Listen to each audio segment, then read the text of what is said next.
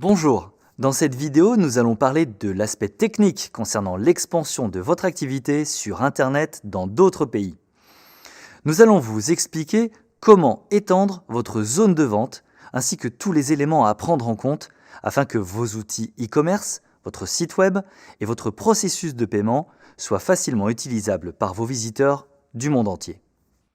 Imaginons que vous possédiez une boutique de disques vinyles à Lille. Vous avez acquis une certaine réputation et vous commencez à recevoir des demandes de la part de collectionneurs étrangers. C'est le moment idéal pour vous lancer sur le marché international. Voyons ce dont vous avez besoin pour réussir. La première étape, la traduction et la localisation. Nous avons déjà consacré toute une leçon à ce sujet, mais en réalité, si vous développez votre activité dans une région dont la langue principale n'est pas la vôtre, vous devrez traduire votre site. Et il vaut mieux confier cette tâche à un natif plutôt qu'utiliser un service de traduction automatique. De la même façon, il faut penser à la localisation. En gros, elle consiste à s'assurer que certains éléments, comme les formulaires, qui permettent aux clients de fournir des informations ou de poser des questions, soient bien compatibles avec la façon dont les autres pays écrivent, par exemple les adresses ou les numéros de téléphone. Deuxième étape, le paiement. Certains pays privilégient certains modes de paiement. Vous devrez vous renseigner sur les préférences de chacun avant de les inclure dans vos marchés cibles. Les services de paiement en ligne comme PayPal ou WorldPay sont des solutions assez simples car elles fonctionnent pratiquement dans le monde entier.